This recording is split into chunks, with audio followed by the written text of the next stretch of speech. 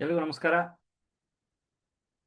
Doctor D V ಗುಂಡಪ್ಪನವರ ಆದರ್ಶವನ್ನ, ಅವರ ಮಾತುಗಳನ್ನು, ಅವರ ಜೀವನಾನುಭವದಿಂದ ಹೊರಹೊಮ್ಮಿದಂತಹ ಅನೇಕ ಪಾಠಗಳನ್ನು, ನೀತಿಗಳನ್ನು ಅವರು ನಮಗೆ ಮಂಕುತಿಮ್ಮನ ಕಗ್ಗ ಮತ್ತು ಮರಳು ಮುಂದಿನ ಕಗ್ಗದಲ್ಲಿ ನೀಡಿರುವಂಥದ್ದು. ತಮ್ಮ ಆ ಸ್ವ ಅನುಭವಗಳನ್ನು, ಅನೇಕಾನೇಕ ವಿಚಾರಗಳನ್ನು, ವಿಷಯಗಳನ್ನು, ಸಂದರ್ಭಗಳನ್ನು, ಸನ್ನಿವೇಶಗಳನ್ನು ಡಿ ವಿ ಜಿಯವರು ನಮಗೆ ಜ್ಞಾಪಕ ಚಿತ್ರಶಾಲೆಯಲ್ಲೂ ಸಹ ತೋರಿಕೊಟ್ಟಿರುವಂಥದ್ದು. ಈ ಎಲ್ಲ ಡಾಕ್ಟರ್ ಡಿ ವಿ ಜಿಯವರ ಸಾಹಿತ್ಯವನ್ನು ಅಭ್ಯಸಿಸುವಂತಹ, ಅರ್ಥೈಸಿಕೊಳ್ಳುವಂತಹ ಈ ಭಾಗಕ್ಕೆ ನಾವೆಲ್ಲರೂ ಯೋಗ ಮತ್ತು ಧ್ಯಾನದ ನಂತರ ಮುಂದಾಗ್ತಾ ಇದ್ದೇವೆ. ಎಲ್ಲರಿಗೂ ಪ್ರೀತಿಪೂರ್ವಕ ಸ್ವಾಗತ. ಇಂತಹ ಒಂದು ಅವಕಾಶವನ್ನು ಈ ಸಾಹಿತ್ಯಾವಲೋಕನಕ್ಕೆ ಡಿ ವಿ ಜಿ ಸೃಷ್ಟಿಸಿರುವಂತಹ ಅವರ ಅನಿಸಿಕೆಗಳ, ಅವರ ಅಭಿಪ್ರಾಯಗಳ, ಅವರು ಅರಿತುಕೊಂಡಂತಹ ವಿಷಯಗಳ, ಪಾಠಗಳ ಆ ಸಾಹಿತ್ಯವನ್ನು ಒಂದಷ್ಟು ಕಲಿಯುವ ಪ್ರಯತ್ನ, ಒಂದಷ್ಟು ಅಧ್ಯಯನ ಮಾಡುವಂತಹ ಈ ಅವಕಾಶ ನಮ್ಮನ್ನೆಲ್ಲ ಒಂದುಗೂಡಿಸಿ ಯೋಗ ಧ್ಯಾನದ ನಂತರ ಅಂತರ್ಜಾಲದ ಮುಖಾಂತರ ನಾವೆಲ್ಲರೂ ಕೂತು ಈ ರೀತಿಯ ಒಂದು ಸತ್ಸಂಗ, ಸಂವಾದ, ಈ ವಿಚಾರ ವಿನಿಮಯ ಅನ್ನುವಂತಹ ಈ ಭಾಗಕ್ಕೆ ಒಂದು ವೇದಿಕೆಯನ್ನು ನಿರ್ಮಿಸಿ ನಮಗಾಗಿ ವಾಸ್ಕ್ ಯೋಗ ಕೇಂದ್ರ ಮತ್ತು ಯೋಗ ಗುರೂಜಿಯವರು ಬಹಳ ಒಂದು ಪುಣ್ಯದ ಕೆಲಸ, ನಮಗೂ ಪುಣ್ಯದ ಕೆಲಸ. ಅವರು ಮಾಡ್ತಾ ಇರುವಂಥದ್ದು ಬಹಳ ದೊಡ್ಡ ಕೆಲಸ.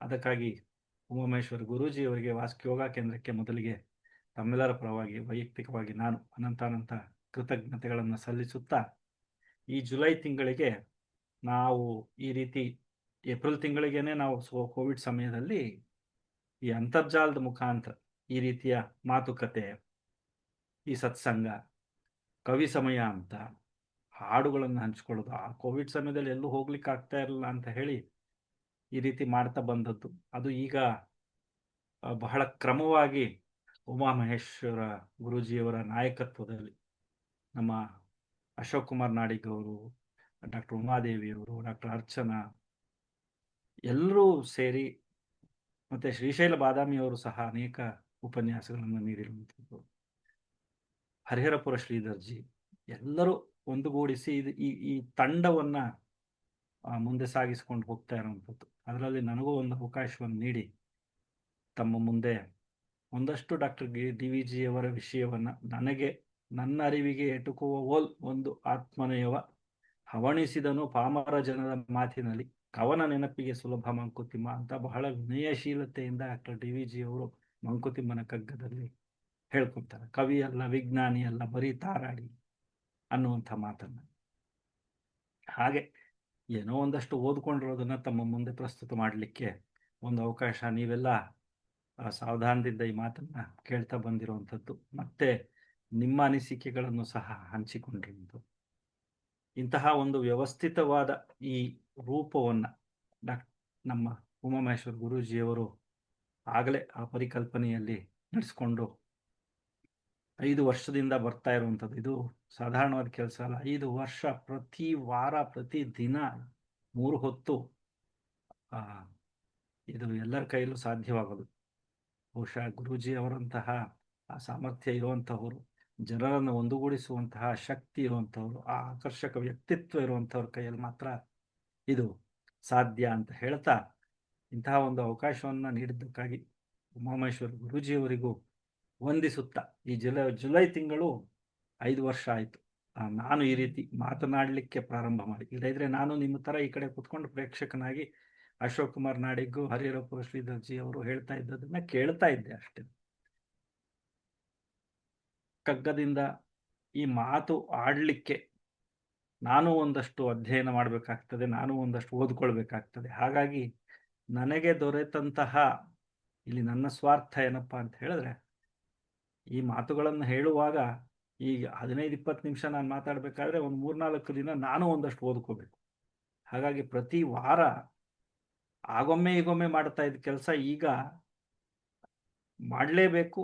ವಾರಕ್ಕೆ 2 ಬಾರಿ ಈ ರೀತಿ ಮಾತನಾಡೋದ್ರಿಂದ ಇಡೀ ವಾರ ನಾನು ಡಾಕ್ಟರ್ ಡಿ ವಿ ಜಿಯವರ ಆ ಸಾಹಿತ್ಯದಲ್ಲಿ ಏನಿದೆ, ಯಾವುದರ ಬಗ್ಗೆ ಈ ವಾರ ಮಾತಾಡಬಹುದು, ಯಾವ ವಿಚಾರವನ್ನ ಇಂದು ಈ ಈ ರೀತಿ ಪ್ರಸ್ತುತಪಡಿಸಬಹುದು ಅನ್ನುವಂತೆ ನಾನು ಸಹ ಅದನ್ನು ಓದುವ ಅಭ್ಯಾಸ ಮಾಡ್ತೀನಿ. ಈಗ 5 ವರ್ಷದಿಂದ ನಾನು ಸಾಕಷ್ಟು ಡಿ ವಿ ಜಿಯವರ ಸಾಹಿತ್ಯವನ್ನು ನೋಡ್ಕೋತಾ ಬಂದಿರುವಂಥದ್ದು.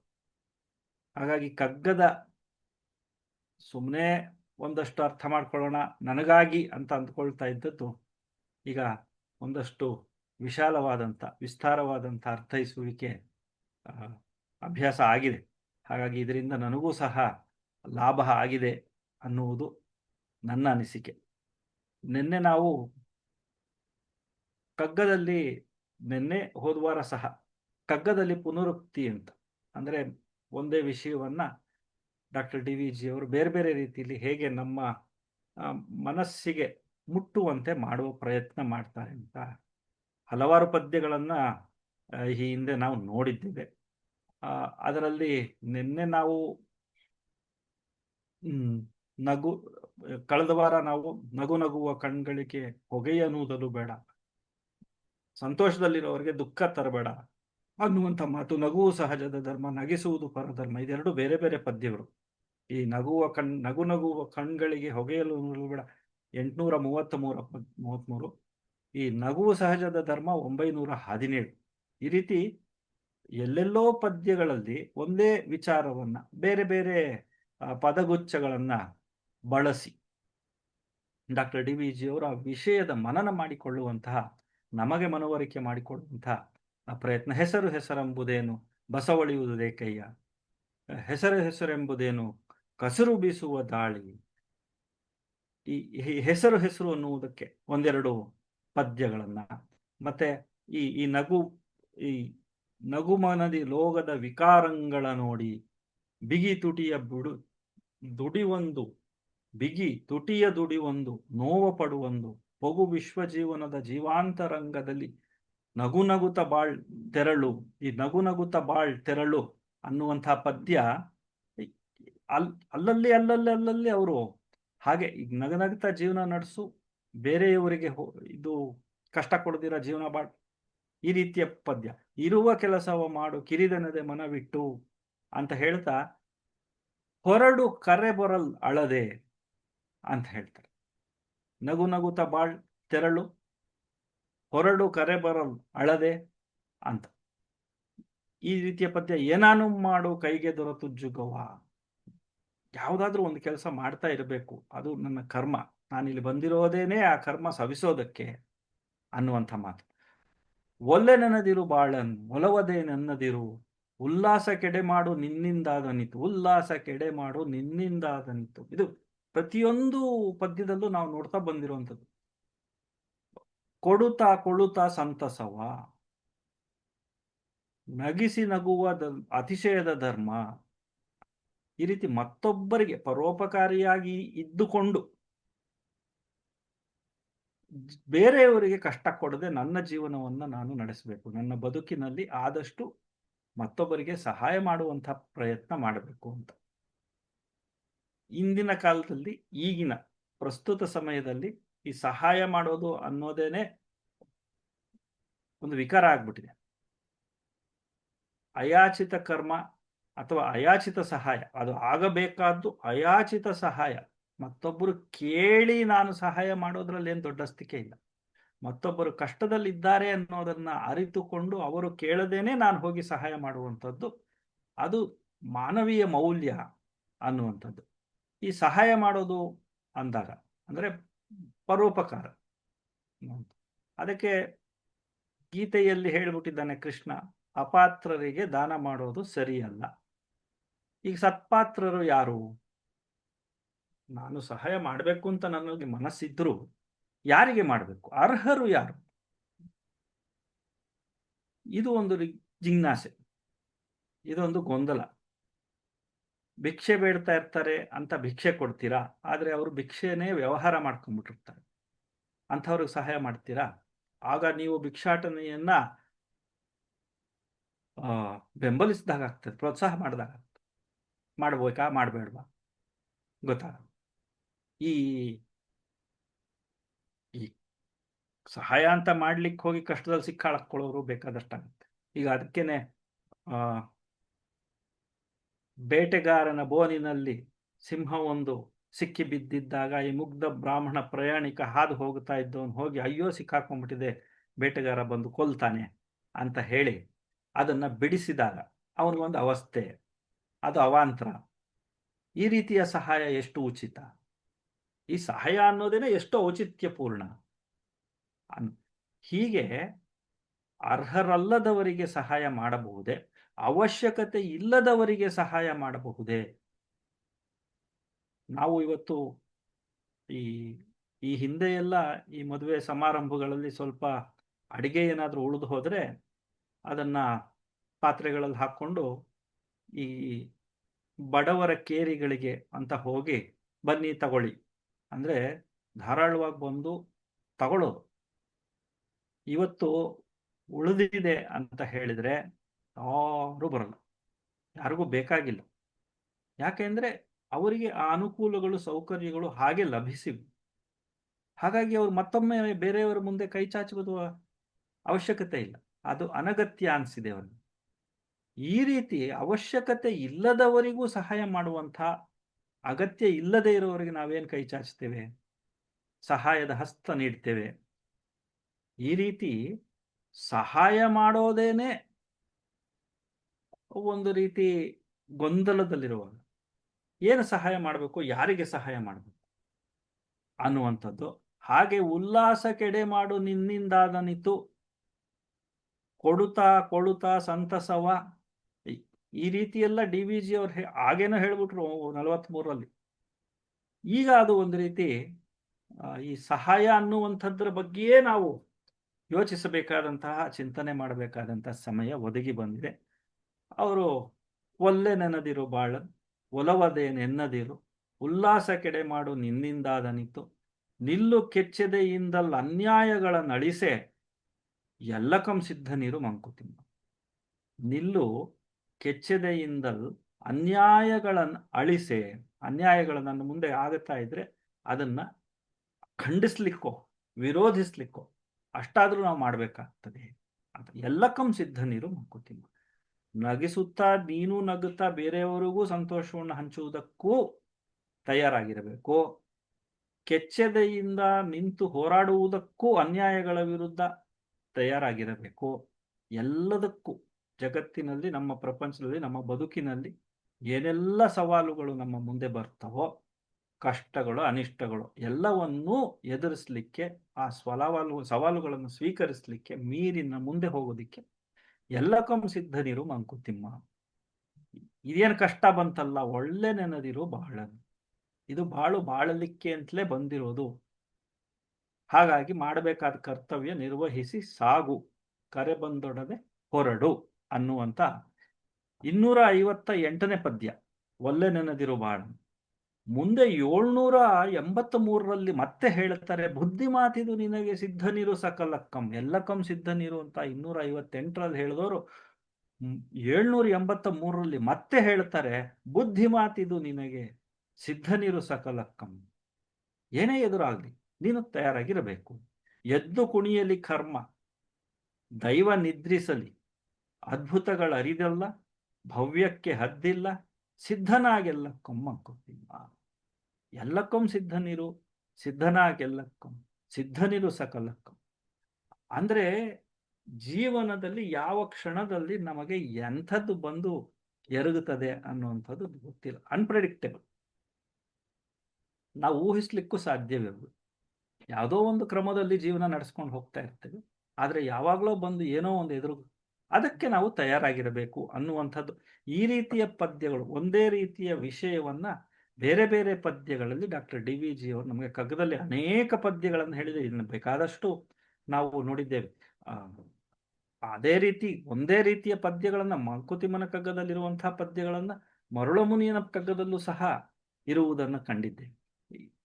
ಈ ಮಂಕುತಿಮ್ಮನ ಕಗ್ಗದಲ್ಲಿ ಬಂದ ಪದ್ಯಗಳು ನಂತರ ಬೇರೆ ಕೇತಕಿವನದಲ್ಲಿ ಬಂದಿರುವಂಥದ್ದನ್ನು ಸಹ, ಒಂದಗಳು ಹೆಚ್ಚಿರೋದು, ಒಂದಗಳು ಕೊರೆ ಇರೋದು, ತಿಂದು ನಿನ್ನನ್ನರುಣ ತೀರು ತಲೆ ಪಯಣ, ಹಿಂದಾಗೋದೊಂದು ಕ್ಷಣ ಮುಂದಕ್ಕೂ ಸಹ ಕಾದಿರೋದು, ಸಂದ ಲೆಕ್ಕವಿದೆಲ್ಲ ಮಂಕುತಿಮ್ಮ ಅಂತ ಹೇಳಿದವರು ಮಂಕುತಿಮ್ಮನ ಕಗ್ಗದಲ್ಲಿ ಭಿನ್ನಹ ಅನ್ನುವಂಥ ಕವನ ಸಂಕಲನದಲ್ಲಿ ಅವ ಅಂದ್ರೆ ಈ 1943ರಲ್ಲಿ ಇವರು ಒಂದಗಳು ಹೆಚ್ಚಿರೋದು ಒಂದಗಳು ಕೊರೆ ಇರೋದು ಅಂತ ಮಂಕುತಿಮ್ಮನ ಕಗ್ಗದಲ್ಲಿ ಸೇರಿಸಬೇಕಾದ್ರೆ ಭಿನ್ನಹ ಅನ್ನುವಂಥ ಕವನದಲ್ಲಿ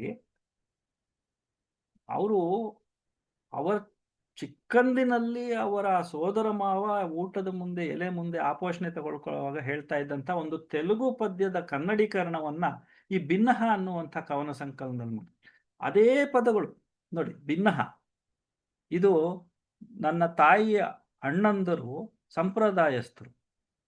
ಅವರು ಊಟಕ್ಕೆ ಕೂತಾಗ ಆಪೋಷಣೆ ತೆಕ್ಕೊಳ್ತಾ ಇದ್ದಾಗ ಒಂದು ತೆಲುಗು ಪದ್ಯವನ್ನು ಹೇಳ್ತಾ ಇದ್ರು. ಅದನ್ನು ನಾನು ಕನ್ನಡಕ್ಕೆ ತರ್ಜುಮೆ ಮಾಡಿ ಬರೆದಿದ್ದೇನೆ ಅಂತ ಹೇಳಿ ಭಿನ್ನಹ ಅಂತ ಹೇಳಿ. ಒಂದು ಒಂದು ಒಂದು ಕ್ಷಣ ಮುಂದಿಲ್ಲ, ಒಂದು ಕ್ಷಣ ಹಿಂದಿಲ್ಲ, ತಂದೆ ನೀನ್ ಪೇಳದ ದಿನ ಬದುಕಿ. ನೀನು ಎಷ್ಟು ದಿನ ಹೇಳ್ತೀಯೋ ಅಷ್ಟು ದಿನ ಬದುಕಿರ್ತೀನಿ. ಒಂದು ಕ್ಷಣ ಮುಂದೆ ಹೋಗಲ್ಲ, ಒಂದು ಕ್ಷಣ ಹಿಂದೆ ಆಗಲ್ಲ. ತಂದೆ ದೈವ ಅಂತ. ಒಂದಗಳು ಹೆಚ್ಚಿಲ್ಲ, ಒಂದಗಳು ಕೊರೆ ಇಲ್ಲ, ತಂದೆ ನೀನಿಟ್ಟ ಊಟ ಉಂಡು. ನೀನು ಏನು ಊಟ ಕೊಡ್ತೀಯೋ ನನಗೆ ಅದೇ, ಅಷ್ಟನ್ನು ಮಾತ್ರ ನಾನು ಸ್ವೀಕರಿಸ್ತೇನೆ ಅಂತ. ಒಂದಿಸಿರು ಮೇಲಿಲ್ಲ, ಒಂದಿಸಿರು ಕೀಳಲ್ಲ, ತಂದೆ ನೀನ್ ಕೊಟ್ಟ ನುಸುರಿನಂ. ನೀನು ಎಷ್ಟು ಉಸಿರು ಕೊಟ್ಟಿದೀಯೋ ಅಷ್ಟು ನನಗೆ. ಎಂದು ನೀನ್ ಕರೆವೆ ನಾನ್ ಅಂದು ಬರೆಹನ್. ನಾನು ಯಾವತ್ತು ನೀನ್ ಕರಿತೀಯೋ ನಾನು ಬರ್ತೇನೆ, ಆದರದಿಂದ ಬರ್ತೇನೆ, ಸಂತೋಷದಿಂದ ಬರ್ತೇನೆ. ನೀನು ಕರೆದ್ರೆ ಸಾಕು ಬಂದು ಬಿಡ್ತೇನೆ. ತಂದೆ, ನಿನ್ನ ಅಡಿಯನ್ನ ನನಗೆ ನೆಲೆಸಲಿಕ್ಕೆ ಅವಕಾಶ ಕೊಡು. ನಿನ್ನ ಅಡಿಯನ್ನ ನೆಲೆಸು, ನಿನ್ನ ಪಾದಗಳಲ್ಲಿ, ನಿನ್ನ ಚರಣಾರವಿಂದಗಳಲ್ಲಿ ನನ್ನ ಆತ್ಮವನ್ನು ಸ್ವೀಕರಿಸು ಅನ್ನುವಂಥ ಮಾತನ್ನ ಭಿನ್ನಹ ಅನ್ನೋ ಅದೇ ಪದ್ಯ. ಒಂದಗಳು ಹೆಚ್ಚಿರೋದು, ಒಂದಗಳು ಕೊರೆಯೋದು. ಆ ಮಂಕುತಿಮ್ಮನ ಕಗ್ಗದಲ್ಲಿನ 673ನೇ ಪದ್ಯ, 1943ರಲ್ಲಿ ಪ್ರಕಟವಾದದ್ದು. ಇದು ಭಿನ್ನಹ ಅನ್ನುವಂಥದ್ದು. ಈ ಅವರು ಬಾಲ್ಯದಲ್ಲಿ ಅವರ ಸೋದರ ಮಾವ ತಿಮ್ಮಗುರು ಊಟಕ್ಕೆ ಕೂತಾಗ ಹೇಳ್ತಾ ಇದ್ದಂಥ ಮಂತ್ರ. ಅಂದ್ರೆ ಒಬ್ಬ ಕವಿ ಯಾವಾಗಲೂ ಆತನ ಮನಸ್ಸಿನಲ್ಲಿ ಏನೋ ಒಂದು ಪರಿಣಾಮ ಬೀರಿದಂತಹ ವಿಷಯವನ್ನು ಮತ್ತೆ ಮತ್ತೆ ಮತ್ತೆ ಬೇರೆ ಬೇರೆ ರೀತಿಗಳಲ್ಲಿ ಈ ಮಂಕುತಿಮ್ಮನ ಕಗ್ಗದಲ್ಲಿರುವಂತಹ ಪದ್ಯವನ್ನು ಮರುಳಮುನಿಯನ ಕಗ್ಗದಲ್ಲೂ ಬರೆದಿದ್ದಾರೆ ಅಂತ ನಾನು ಹೇಳಿದ್ನಲ್ಲ. 1-2-3 ಪದ್ಯಗಳಿವೆ, ನನಗೆ ಬೇಕಾದಷ್ಟಿವೆ. ನಾನು ಇಡೀ ಪಟ್ಟಿನೇ ಮಾಡ್ಕೊಂಡ್ಬಿಟ್ಟಿದ್ದೀನಿ, ಬಹಳ ದೊಡ್ಡದಿದೆ. ಆದರೆ 1-2-3 ಪದ್ಯವನ್ನು ಅಂದ್ರೆ ಈ ರೀತಿಯೂ ಸಾಧ್ಯವಿದೆ, ಡಿ ವಿ ಜಿಯವರು ಇದನ್ನ ಮಾಡಿದ್ದಾರೆ ಅಂತ ತೋರಿಸೋದು. ನಿನ್ನೆಂಜಲುಗುಳವ ಕಾಲುವೆಯ ಸೇರುವುದು, ಇದು 840ನೇ ಪದ್ಯ. ನಿನ್ನೆಂಜಲು ಉಗುಳಾವ ಕಾಲುವೆಯ ಸೇರುವುದು, ಮಣ್ಣು ಯಾವುದೋ ಅದರಿಂದ ಗರ್ಭವತಿಯಹುದು. ನಾನು ಊಟ ಮಾಡ್ತೇನೆ, ಕೈ ತೊಳಿತೇನೆ, ಆಗ ನನ್ನ ಕೈಯಲ್ಲಿದ್ದಂಥ ಯಾವುದೋ ಅದು ಯಾವ ಕಾಲುವೆನೇ ಸೇರ್ತದೋ ಗೊತ್ತಿಲ್ಲ ಅಂತ. ನಿನ್ನೆಂಜಲ್ ಅಗಳು ಅಗಳು ಅಂದ್ರೆ ನಾವು ಕೈ ತೊಳೆಯುವಾಗ ಇರುವಂತಹ ಅನ್ನದ ಒಂದು ಅಗಳು ಅಂತಲ್ಲ, ಯಾವ ಕಾಲುವೆಯ ಸೇರುವುದು. ಇಲ್ಲಿ ಈ ನೆಂಜಲ ಅಗಳು ಅನ್ನುವಂಥದ್ದು ಒಂದು ಉಪಮೆ ಅಷ್ಟೆ. ಅನ್ನ ಆದ್ಮೇಲೆ ಅದು ಮತ್ತೆ ಇನ್ನೆಲ್ಲಿ ಬೇರೆ ಬೆಳೀತು ಅದಲ್ಲ. ನಾನು ಮಾಡುವ ಕೆಲಸದಿಂದ ನನ್ನ ಕರ್ಮಫಲ ಎಲ್ಲಿ ಯಾವ ರೀತಿಯಲ್ಲಿ ಏನು ಪರಿಣಾಮ ಬೀರ್ತದೋ ಅನ್ನುವಂಥದ್ದು ಗೊತ್ತಿಲ್ಲ. ನಾನು ಮಾಡಬೇಕಾದ ಕೆಲಸ ನಾನು ಮಾಡಬೇಕು, ಅದರಿಂದ ಎಲ್ಲಿ ಏನಾಗ್ತದೆ ಅಂತ ನನಗೆ ಗೊತ್ತಿಲ್ಲ ಅನ್ನುವಂಥದ್ದು. ಅದಕ್ಕೆ ಒಂದು ಕ್ಯಾವಸ್ ಥಿಯರಿ ಅಂತ ಇದೆ. ಅಮೆಜಾನ್ ಗಂಡಾರಣ್ಯದಲ್ಲಿ ಒಂದು ಚಿಟ್ಟೆ ತನ್ನ ರೆಕ್ಕೆಗಳನ್ನು ಬಡೆದರೆ ಪೆಸಿಫಿಕ್ ಮಹಾಸಾಗರದಲ್ಲಿ ಚಂಡಮಾರುತ ಉಂಟಾಗುತ್ತದೆ ಅಂತ. ಇದು ಕ್ಯಾವಸ್ ಥಿಯರಿ ಅಂತಲೇ ಇದೆ, ನೀವು ಗೂಗಲ್ ಮಾಡಿ ನೋಡಿ. A butterfly flapping its wings in the Amazon forest can create a cyclone in the Pacific ಅಂತ. ಎಲ್ಲಿ ಯಾವ ತರಂಗದಿಂದ ಏನು ಪ್ರಭಾವ ಬೀರ್ತದೆ ಅಂತ ಹೇಳಲಿಕ್ಕೆ. ಹಾಗೆ ನಿನ್ನೆಂಜಲ ಅಗಳು ಯಾವ ಕಾಲುವೆಯ ಸೇರುವುದೋ, ಮಣ್ಣು ಆವುದರಿಂದ ಗರ್ಭವತಿಯಾಗುವುದು. ಮಣ್ಣಾವುದರಿಂದ ಗರ್ಭವತಿಯಾಗುವುದು, ಯಾವ ಬೀಜದಿಂದ ಎಂತಹ ಫಲ ಬರ್ತದೆ, ಯಾವ ಗಿಡ ಹುಟ್ಟುತ್ತದೆ, ಯಾವ ಮರವಾಗ್ತದೆ, ಯಾವ ಹೂ ಬರ್ತದೆ, ಯಾವ ಫಲ ಬರ್ತದೆ ಅನ್ನುವಂಥದ್ದು. ಅನ್ನವದರಿಂದ ಆರ್ಗೋ, ಯಾರಿಗೋ ಅದರಿಂದ ಒಂದಷ್ಟು ಕೆಲಸ ಅಂತಲೋ ಒಂದಷ್ಟು ಆಹಾರ ಅಂತಲೋ ಸಿಗ್ತದಲ್ಲ. ಲೋಕಕ್ಕೆ ಅವರಿಂದೇನು ಇದನ್ನ ಉಂಡಿರ್ತಾರಲ್ಲ, ಈ ನಿನ್ನ ಎಂಜಿಲಿನ ಅಗಳು ಯಾವ ಕಾಲುವೆಯಲ್ಲೋ ಸೇರಿ ಎಲ್ಲೋ ಮಣ್ಣಿನಲ್ಲಿ ಗರ್ಭವತಿಯಾಗಿ ಅದರಿಂದ ಏನೋ ಒಂದು ಫಲ ಬಂದು ಅದನ್ನ ಯಾರೋ ಉಂಡು ಆ ಆ ಅನ್ನ ಉಂಡವರಿಂದ ಲೋಕಕ್ಕೆ ಅಂಥವರಿಂದ ಏನಾಯ್ತು? ಬಣ್ಣಿಸುವರಾರದನು ಮಂಕುತಿಮ್ಮ. ಇದೆಲ್ಲ ಗೊತ್ತಿಲ್ಲ ನಮ್ಗೆ. ನಾವು ಸುಮ್ಮನೆ ನಾನು ಊಟ ಮಾಡಿದೆ, ನಾನು ಕೈ ತೊಳೆದೆ ಅಂತ ನಾನು ಅಂದ್ಕೊಂಡು ಸುಮ್ಮನಾದ್ರೆ ಮತ್ತೆ ಅದರದ್ದು ಫಲಿತಾಂಶ ಇನ್ನೆಲ್ಲೋ ಏನೋ ಆಗಿರುತ್ತೆ ಅನ್ನುವಂಥದ್ದು. ಅಂದ್ರೆ ನಾನು ಮಾಡುವ ಕೆಲಸದ ಬಗ್ಗೆ ಸದಾ ಕಾಲ ನಾನು ಎಚ್ಚರದಿಂದ ಇರಬೇಕು. ಒಳಿತನಾಗಿಸು ನಿನ್ನಿಂದಾಗನಿತು. ನಾನು ಏನೇ ಮಾಡಕ್ ಹೋದ್ರೂ ಒಳ್ಳೆಯದಾಗಲಿ ಅನ್ನುವ ಅಪೇಕ್ಷೆಯಿಂದ, ನಿರೀಕ್ಷೆಯಿಂದ ನಾನು ಮಾಡಬೇಕಾದಂಥದ್ದು. ಇದು ಎಚ್ಚರದ ಮಾತುಗಳು. ಜಾಗೃತರಾಗಿರಿ. ನಾನು ಏನೋ ಮಾಡ್ತೀನಿ, ಹೀನ ಮಾಡುವುದೂ ಇಲ್ಲ, ಏನಾದರೂ ಮಾಡು ಕೈಗೆ ದೊರೆತುಜ್ಜುಗವ, ಸಿಕ್ಕಿದ್ದೆಲ್ಲ ಮಾಡ್ಬಿಡ್ ಇಲ್ಲ. ಅದಕ್ಕೆ ಕಿರಿದೆನದೆ ಮನವಿಟ್ಟು ಏನ್ ಕೆಲಸ ಮಾಡಿದ್ರು ಸರಿ, ಅದಕ್ಕೆ ಮನಸ್ಸಿಟ್ಟು ಶ್ರದ್ಧೆಯಿಂದ, ಶಿಸ್ತಿನಿಂದ, ನಿಷ್ಠೆಯಿಂದ ಮಾಡಬೇಕು ಕೆಲಸ ಅನ್ನುವಂಥದ್ದು. ಯಾಕೆ ಮಾಡಬೇಕು ಅಂದ್ರೆ ಅದರ ಪರಿಣಾಮ, ನಿನ್ನ ಕರ್ಮದ ಫಲ ಎಲ್ಲಿ ಯಾರಿಗೆ ಏನು ಮಾಡ್ತದೋ ಗೊತ್ತಿಲ್ಲ, ಯಾವ ರೀತಿ ಅದು ಎಲ್ಲೋ. ಹಾಗಾಗಿ ನಾನು ಮಾಡಬೇಕಾದಂತಹ ಕೆಲಸವನ್ನ ಎಚ್ಚರದಿಂದ ಮಾಡಬೇಕು ಅನ್ನುವಂಥ. ಇದು ಬಣ್ಣಿಸುವರಾರದನು, ಅಯ್ಯೋ ಹೌದಪ್ಪ ನಮಗೆ ಗೊತ್ತಿಲ್ಲ, ಏನೋ ಮಾಡ್ತೀನೇನೋ ಆಗುತ್ತೆ ಅಲ್ಲ. ಮಾಡೋ ಕೆಲಸ ಕಿರಿದೆನದೆ ಮನವಿಟ್ಟು ಎಚ್ಚರದಿಂದ ಒಳಿತನಾಗಿಸು ಅನ್ನುವಂಥ ಮಾತನ್ನ ಬೇರೆ ಬೇರೆ ರೀತಿಯಲ್ಲಿ ಮಂಕುತಿಮ್ಮನ ಕಗ್ಗದಲ್ಲಿ ಇದನ್ನ 841ರಲ್ಲಿ ಅವರು ಹೇಳ್ತಾರೆ. ಮರುಳಮುನಿಯನ ಕಗ್ಗದಲ್ಲಿ ಮೊದಲೇ 194ನೇ ಪದ್ಯದಲ್ಲಿ ಹೇಳ್ತಾರೆ. ಬಚ್ಚಲ ನೀರು ಆವ ಹೊಳೆಯನೋ ಸೇರಿ. ಅದೇ ಪದ್ಯ, ಅದೇ ಉಪಮೆ, ಅದೇ ಅದೇ ಉದಾಹರಣೆ ನೋಡಿ. ನಿನ್ನೆಂಜಲ್ಲು ಅಗುಳಾವ ಕಾಲುವೆಯ ಸೇರುವುದು ಮಂಕುತಿಮ್ಮನ ಕಗ್ಗದಲ್ಲಿ. ಆವ ಬಚ್ಚಲ ನೀರು ಅದಾವ ಹೊಳೆಯನೋ ಸೇರಿ ಆವ ನದಿಯೊಳು ಪರಿದು ಕಡಲ ಪಾಲಕ್ಕುಂ. ಯಾವುದೋ ಕಾಲುವೆ ಸೇರ್ತದೆ, ಯಾವುದೋ ನದಿಯಲ್ಲಿ ಹೋಗ್ತದೆ, ಎಲ್ಲೋ ಸಾಗರದಲ್ಲಿ ಸೇರ್ಕೊಳ್ತದೆ, ಸಾಗರದ ಪಾಲಾಗ್ತದೆ.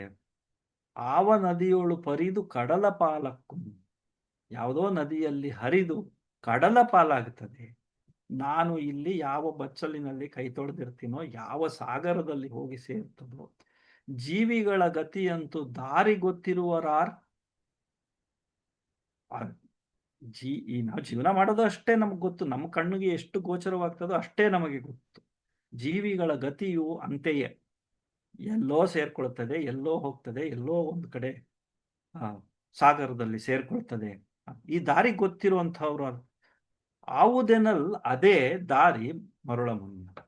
ಯಾವ ದಾರಿ ನಮಗೆ ತೋರ್ತದೋ, ಯಾವ ದಾರಿಲಿ ನಾವು ಸಾಗುತ್ತಾ ಇರ್ತೇವೋ ಅದೇ ದಾರಿ ನಮಗೆ. ಆ ರೀತಿಯ ಅನಿವಾರ್ಯತೆ ಅನ್ನುವಂಥದ್ದು ಜೀವನದಲ್ಲಿ ಇರ್ತದೆ. ಬಣ್ಣಿಸುವರಾರದನು ಮಂಕುತಿಮ್ಮ. ಆವುದೇನಲ್ಲ ಅದೇ ದಾರಿ, ಯಾವುದೋ ಒಂದು ದಾರಿ ಹೀನಮ ಯಾವುದೂ ಇಲ್ಲ. ಎಲ್ಲವನ್ನು ಮಾಡಬೇಕಾಗ್ತದೆ ಮರುಳಮುನಿ. ಒಂದೇ ವಿಷಯವನ್ನ, ಒಂದೇ ವಿಚಾರವನ್ನ ಬೇರೆ ಬೇರೆ ರೀತಿಯಲ್ಲಿ. ಇನ್ನೊಂದು ಪದ್ಯ ಇದೆ. ಆವ ಕಡೆ ಹಾರುವುದು ಆವ ಕಡೆ ತಿರುಗುವುದು. ಹಕ್ಕಿ ಬಾನಿನಲ್ಲಿ ಆಗಸದಲ್ಲಿ ಹಾರ್ಕೋತ್ ಹೋಗ್ತಾ ಇದ್ದಾಗ ನೋಡಿ, ಅದಕ್ಕೆ ಗೊತ್ತಿರ್ಬೋದು ಒಂದು ಗುರಿ ಇದೆ ಅಂತ ಕಾಣುತ್ತದೆ. ಆದ್ರೆ ಮತ್ತೊಂದು ಕಡೆ ಹೇಳ್ತಾರೆ, ಇನ್ನೊಂದು ಪದ್ಯದಲ್ಲಿ, ಹಕ್ಕಿ ಹಾರುವಾಗ ಅದಕ್ಕೇನೋ ಒಂದು ನಕ್ಷೆ ಇರ್ತದೆ. ಅದಕ್ಕೆ ಗೊತ್ತು ನಕ್ಷೆ, ನಮಗ್ ಗೊತ್ತೇ ಅದು ಎಲ್ಲಿ ಹೋಗ್ತಾ ಇದೆ ಅಂತ ನಮ್ಗೇನು. ಪಾರಿವಾಳ ಇದಕ್ಕೆ ಬಹಳ ಒಳ್ಳೆ ಉದಾಹರಣೆ. ಅದು ಎಲ್ಲಿ ಹಾರ್ತದೆ, ಯಾವ ದಿಕ್ಕಲ್ಲಿ ಹೋಗ್ತದೆ, ಯಾವಾಗ ಮೇಲೆ ಹೋಗ್ತದೆ, ಯಾವಾಗ ಕೆಳಗೆ ಬರ್ತದೆ, ಏನೂ ಗೊತ್ತಾಗ. ಆವ ಕಡೆ ಹಾರುವುದು ಆವ ಕಡೆ ತಿರುಗುವುದು, ಆವ ಕಡೆಗೆ ಎರಗುವುದು ಹಕ್ಕಿ. ಎಲ್ಲಿ ಬಂದು ಇಳಿತದೋ, ಯಾವಾಗ ಇಳಿತದೋ. ನಾವು ಅಂತೆಯೇ ಸೃಷ್ಟಿ ಕೃತ್ರಿಮದ ಕೈಗೊಂಬೆ. ಈ ಸೃಷ್ಟಿ ಅನ್ನುವಂತಹ ಈ ನಾಟಕದಲ್ಲಿ ಒಂದು ಕೈಗೊಂಬೆ. ನಾಟಕವ ನೋಡು ಬ್ರಹ್ಮಾಂಡ ರಂಗಸ್ಥಳ. ಮತ್ತೆ ಅದನ್ನೇ ಈ ನಾವು ಸಹ ಹಾಗೆ ಈ ಹಕ್ಕಿ ಹಾರ್ಕೋತ್ ಹೋಗ್ತಾ ಇದ್ದಾಗ ಯಾವಾಗ ಇರ್ತೀವೋ, ಯಾವಾಗ ನಿನ್ನೆ ಮಂತ್ರಿಯಾಗಿದ್ದವನು ಇವತ್ತು ಇಲ್ಲ, ನಿನ್ನೆ ಸಾಹುಕಾರ ಆಗಿದ್ದವನು ಇವತ್ತಿಲ್ಲ, ನಿನ್ನೆ ಬೆನ್ಸ್ ಕಾರಲ್ಲಿ ಓಡಾಡ್ತಾ ಇದ್ದವನು ಇವತ್ತು ಆಂಬ್ಯುಲೆನ್ಸ್. ಏನು ಹೇಳಲಿಕ್ಕೆ ಬರೋಲ್ಲ. ನಾನೇ ಇಲ್ಲಿ ಗೂಟ ಹೊಡ್ಕೊಂಡಿರ್ತೀನಿ ಅಂತ ಮೆರೀತಾ ಇದ್ದವನು ಇವತ್ತು ಚಟ್ಟ. ಯಾವ ಕ್ಷಣದಲ್ಲಿ ನಮಗೆ ಏನಾಗ್ತದೆ ಗೊತ್ತಿಲ್ಲ. ಯಾವಾಗ ಹಕ್ಕಿ ಹಾರ್ತದೋ, ಯಾವಾಗ ಹಕ್ಕಿ ಕೆಳಗಿಳಿತದೋ. ನಾವು ಅಂತೆಯೇ ಈ ಸೃಷ್ಟಿ ಕೃತ್ರಿಮದ ಕೈಗೊಂಬೆ. ನಾವು we're all puppets in the hands of fate. ಅಂದ್ರೆ destiny wills whatever it wants. ಅದು ಏನ್ ಬೇಕೋ ಅದು ಮಾಡಿಸ್ತದೆ. ಎವ್ರಿಥಿಂಗ್ ಈಸ್ ಪ್ರೀಡಿಸ್ಟೈನ್ಡ್ ಅಂತ. ಎಲ್ಲವನ್ನೂ ಅನಿಯಾಮಕ ನಿರ್ಣಾಯಕ ಮಾಡಿ ಇಟ್ಟುಬಿಟ್ಟಿದ್ದಾನೆ. ನಾವು ಸುಮ್ಮನೆ ಅಂದ್ಕೊಳ್ತೀವಿ ಎಲ್ಲ ನಾವು ಮಾಡ್ತೀವಿ ಅಂತ. ನಾವು ಅಂತೆಯೇ ಸೃಷ್ಟಿ ಕೃತ್ರಿಮದ ಕೈಗೊಂಬೆಯಲ್ಲಿ ನಡೀತಾ ಇರುವಂತಹ ಒಂದು ನಾಟಕ. ಈ ಸೃಷ್ಟಿ ನಡೆಸ್ತಾ ಇರುವಂತಹ ಅದರಲ್ಲಿ ನಾವು ಕೈಗೊಂಬೆ ಅಷ್ಟೇ. ಜೀವ ಮಾರ್ಗವನೂಹ್ಯ ಮಂಕುತಿಮ್ಮ. ಜೀವ ಮಾರ್ಗ ಬಣ್ಣಿಸುವರಾರದನು, ಆವುದೆನ್ನಲ್ಲ ಅದೇ ದಾರಿ, ಗೊತ್ತಾಗದೆ ಇರುವಂಥದ್ದು. ಜೀವ ಮಾರ್ಗ ಅನೂಹ್ಯ. ಹಕ್ಕಿಯ ರೀತಿ ನಾವು ಹಕ್ಕಿ ಹಾರುವಂತೆ ನಮ್ಮ ಜೀವನವು ಸಾಗುತ್ತದೆ ಅಂತ. ಇದನ್ನೇ ಮರುಳಮುನಿಯನ ಕಗ್ಗದಲ್ಲಿ ಹೇಳ್ತಾರೆ. ಈ ಜೀವ ಮಾರ್ಗ ಅನ್ನುವಂಥದ್ದು ಅನೂಹ್ಯ. ನಾವೇನ್ ಮಾಡಬೇಕು? ನಡೆಸಿಕೋತ ಹೋಗ್ಬೇಕು. ಒಂದು ರೀತಿ ನಿರ್ಲಿಪ್ತತೆಯೂ ಇರಬೇಕು. ಕಿರಿದೆನದೆ ಮನವಿಟ್ಟು ಅಂತಲೂ ಹೇಳ್ತಾರೆ. ಈ ಪದ್ಯದಲ್ಲಿ ಹೇಳ್ತಾರೆ, ನೀರು ನೆಲವೆರಡನ್ನೂ ಸೋಕದೆ ಬಾನಿನಲ್ಲಿ. ಆವ ಕಡೆ ಹಾರುವುದು, ಆವ ಕಡೆ ತಿರುಗುವುದು ಅಂತ ಹಕ್ಕಿಯ ಬಗ್ಗೆ ಉದಾಹರಣೆ ಕೊಟ್ಟ ಮಂಕುತಿಮ್ಮನ ಕಗ್ಗದಲ್ಲಿ, ಮರುಳಮುನಿಯ ಕಗ್ಗದಲ್ಲಿ 195ನೇ ಪದ್ಯದಲ್ಲಿ ಹೇಳ್ತಾರೆ, ನೀರು ನೆಲ ಎರಡನ್ನೂ ಸೋಕದೆಯೇ ಬಾನಿನಲ್ಲಿ ಬಾರುವುದು ಪಕ್ಕಿ, ನೋಡು ಅದರ ಓಲ್ ಜಾಣಂ. ಅದರ ಓಲ್ ಜಾಣಂ. ಅದನ್ನ ನೋಡು, ಅದರ ಜಾಣತನ ನೋಡು. ಕೆಳಗೆ ಮೇಲೆ ಹಾರ್ತಲೇ ಇರ್ತದೆ, ಕೆಳಗೆ ಬರೋದಿಲ್ಲ. ನೀರನ್ನು ಸಹ ಕುಡಿ. ಈಗ ನಾವು ನೋಡಿದ್ದೇವಲ್ಲ ಮೈಗ್ರೇಷನ್ ಅಂತ, 1000 ಕಿಲೋಮೀಟರ್, 1000 ಮೈಲಿ ಸೈಬೀರಿಯಾದಿಂದ ಶ್ರೀರಂಗಪಟ್ಟಣಕ್ಕೆ ಬರ್ತದೆ. ಅದು ಎಲ್ಲಿ ಇಳಿತದೆ? ಅದು ಎಲ್ಲಿ ಪಾಪ? ನೀರು ನೆಲ ಎರಡನ್ನೂ ಸೋಕದೇನೆ ಬಾನಿನಲ್ಲಿ ಪಾರುವುದು ಪಕ್ಕಿ, ನೋಡು ಅದರ ಓಲು ಜಾಣಂ. ಧಾರುಣಿಯ ಗೊಂದಲ ದ್ವಂದ್ವಗಳ ಬಿಟ್ಟು, ಈ ಜಗತ್ತಿನಲ್ಲಿ, ಈ ಭೂಮಿಯಲ್ಲಿ ಇರುವಂತಹ ದ್ವಂದ್ವಗಳನ್ನ, ಈ ಕಷ್ಟಗಳನ್ನ, ಅನಿಷ್ಟಗಳನ್ನ, ದುಃಖಗಳನ್ನ ಎಲ್ಲವನ್ನ ಬಿಟ್ಟು ಹಾರ್ಕೋತ ಹೋಗ್ತದಲ್ಲ, ಮೀರುವಂ ನಿರ್ಲಿಪ್ತ ಮರುಳ ಮುನಿಯ. ಇದನ್ನೆಲ್ಲ ಬಿಟ್ಟು ಅದನ್ನ ಮೀರಿ ಸಾಗುವಂತಹವನು ಆ ನಿರ್ಲಿಪ್ತನು ಅಂತ. ಸ್ಥಿತಪ್ರಜ್ಞ, ಸ್ವಸ್ಥಾನ ಪರಿಜ್ಞಾನ. ನಾನು ಎಲ್ಲಿದ್ದೇನೆ ಅನ್ನುವಂಥ ಅರಿವು ನನಗೆ ಇರಬೇಕು. ಅಂಟಿಯೂ ಇರಬೇಕು, ಅಂಟಿಕೊಳ್ಳದೆಯೂ ಇರಬೇಕು. ಅದು ನಮ್ಮ ಈ ಕಮಲದ ಎಲೆ ಮತ್ತೆ ಬಿಂದು, ಅದರ ನ್ಯಾಯ ಅಂತಿದೆ. ಕಮಲದ ಎಲೆಯ ಮೇಲೆ ನೀರಿನ ಹನಿ ಹೇಗೆ ಇರ್ತದೋ ಇರ್ಲೂ ಬೇಕು, ಅಂಟಿಕೊಳ್ಳದೇನೂ ಇರಬೇಕು. ನಿರ್ಲಿಪ್ತನಾಗಿರುವಂಥ ಮೀರುವನ್. ಇದನ್ನೆಲ್ಲ ಬಿಟ್ಟು, ಈ ಧಾರುಣಿಯ ಗೊಂದಲ ದ್ವಂದ್ವಗಳನ್ನ ಬಿಟ್ಟು ಮೀರಿ ನಿಂತವನು ನಿರ್ಲಿಪ್ತನು ಮರುಳ ಮುನಿಯ. ಆ ನಿರ್ಲಿಪ್ತತೆಯನ್ನು ಸಹ ನಾವು ರೂಢಿಸಿಕೊಳ್ಳಬೇಕಾಗ್ತದೆ ಅನ್ನುವಂಥ ಮಾತನ್ನ ಮರುಳ ಮುನಿಯನ ಕಗ್ಗ ಮತ್ತು ಮರುಳ ಮುನಿಯನ ಕಗ್ಗ ಮತ್ತು ಮಂಕುತಿಮ್ಮನ ಕಗ್ಗ. ಇನ್ನೊಂದು ಪದ್ಯ ನೋಡಿಬಿಡೋಣ. ವಿಷಮದಲ್ಲಿ ಮೈತ್ರಿಯನ್ನು. ಇದು ನಾವು 241ನೇ ಪದ್ಯ ಅನೇಕ ಬಾರಿ ನೋಡಿದ್ದೇವೆ ಮಂಕುತಿಮ್ಮನ ಕಗ್ಗದಲ್ಲಿ. ಅಸಮಂಜಸದಿ ಸಮನ್ವಯ ಸೂತ್ರ ನಯವ ವ್ಯಸನಮಯ ಸಂಸಾರದಲ್ಲಿ ವಿನೋದವ ಕಾಣ್ಬ ರಸಿಕತೆಯ ಅನ್ನುವಂತಹ 241ನೇ ಪದ್ಯ ಮಂಕುತಿಮ್ಮನ. ಇದಕ್ಕೆ ನೋಡಿ ಮರುಳು ಮುನಿಯನ ಕಗ್ಗದಲ್ಲಿ ಬೇಕಾದಷ್ಟು ಪದ್ಯಗಳಿವೆ. ಒಂದು 3 ಪದ್ಯ ಅಂತೂ ನನಗೆ ಸಿಕ್ಕಿದೆ. ಮರುಳು ಮುನಿಯನ ಕಗ್ಗದಲ್ಲಿ ಹೇಳ್ತಾರೆ, ಅಸಮತೆಗೆಡೆಯುಂಟು ಸೃಷ್ಟಿ ನಿರ್ವಾಹದಲ್ಲಿ. ಈ ಅಸಮತೆ ಅನ್ನುವಂಥದ್ದಕ್ಕೆ ಸೃಷ್ಟಿಯ ನಿರ್ವಾಹದಲ್ಲೇ ಇದೆ. ಅದಿದೆ, ನಾವು ಏನು ಮಾಡ್ಲಿಕ್ಕೆ ಆಗಲ್ಲ. ಮತ್ತೆ ಹೇಳ್ತಾರೆ, ಒಂದು ಬೆರಳಂತೆ ಇನ್ನೊಂದು ಬೆರಳು ಇಲ್ವಲ್ಲ. ಅದೇ ರೀತಿ ಅಸಮತೆಯಲ್ಲಿ ಸಮತೆಯನ್ನು ಅನ್ನುವಂಥದ್ದು, ವಿಷಮದಲ್ಲಿ ಮೈತ್ರಿಯನ್ನ ಕಂಡ್ಕೋಬೇಕು ಅನ್ನುವಂಥವ್ರು ಮರುಳ ಮುನಿಯನ ಕಗ್ಗದಲ್ಲಿ ಹೇಳ್ತಾರೆ, ಅಸಮತೆಗೆ ಎಡೆಯುಂಟು ಸೃಷ್ಟಿ ನಿರ್ವಾಹದಲ್ಲಿ ವಸುಧೆಯಲ್ಲಿ ನೋಡು ಗಿರಿ ಜರಿಯ ಅರಣ್ಯವನ್ನ. ಗಿರಿ ಜರಿ ಅರಣ್ಯ ಎಲ್ಲವೂ ಇದೆ ಅಂತ. ಕುಸುಮ ಫಲ ಪರ್ಣಗಳೊಂದರಂತೊಂದಿಹುವೆ. ಕುಸುಮ ಫಲ ಪರ್ಣಗಳು, ಹೂವು ಹಣ್ಣು ಎಲೆಗಳು ಒಂದರಂತೆ ಒಂದು ಇಲ್ಲ. ಬಿಸಿ ಚಳಿಯ ಋತುಗಳಲ್ಲೂ ಸಹ ಒಂದು ರೀತಿ ಇಲ್ಲ. ಈ ರೀತಿಯ ಅಸಮತೆ ಸಮತೆ ಇದನ್ನ ಮರಳ್ಕೋತಿ ಮನಕಗ್ಗದಲ್ಲೂ ಇದೆ, ಮರಳು ಮುನಿಯನ ಈ ರೀತಿಯ ಪದ್ಯಗಳನ್ನು ನಮಗೆ ನೀಡಿರುವ ಡಾಕ್ಟರ್ ಡಿ ವಿ ಜಿ ಅವರು ಒಂದೇ ವಿಚಾರವನ್ನು ಬೇರೆ ಬೇರೆ ರೀತಿಯಲ್ಲಿ, ಬೇರೆ ಬೇರೆ ಕವನಗಳಲ್ಲಿ, ಬೇರೆ ಬೇರೆ ಸಂಕಲನಗಳಲ್ಲಿ, ಬೇರೆ ಬೇರೆ ಬರಹಗಳಲ್ಲಿ ಒಂದು ವಿಷಯವನ್ನ ನಮಗೆ ಮನನ ಮಾಡಿಕೊಡ್ಲಿಕ್ಕೆ ಮತ್ತೆ ಮತ್ತೆ ಮತ್ತೆ ಹೇಳುವಂತ ಈ ಒಂದು ವೈಶಿಷ್ಟ್ಯತೆಯನ್ನ ಒಂದಷ್ಟು ಕಾಣುವಂಥ ಪ್ರಯತ್ನ ಮಾಡಿದ್ದು. ತಾವು ಇಷ್ಟೊತ್ತು ಈ ಸಾವಧಾನದಿಂದ ಈ ಮಾತುಗಳನ್ನು ಕೇಳಿದ್ದಕ್ಕೆ ತಮ್ಮೆಲ್ಲರಿಗೂ ತಲೆಬಾಗಿ ವಂದಿಸುತ್ತಾ ಈ ಅವಕಾಶ ನೀಡಿದ್ದಕ್ಕಾಗಿ ಉಮಾಮಹೇಶ್ವರ ಗುರೂಜಿಯವರಿಗೆ ವಾಸ್ಕ್ ಯೋಗ ಕೇಂದ್ರಕ್ಕೆ ಧನ್ಯವಾದಗಳನ್ನು ಸಮರ್ಪಿಸುತ್ತಾ ನಾನು ವಿರಮಿಸುತ್ತೇನೆ. ಸಮಯವಿದ್ದರೆ ಸಂವಾದಕ್ಕೆ ಮುಂದುವರಿಯೋಣ. ಎಲ್ಲರಿಗೂ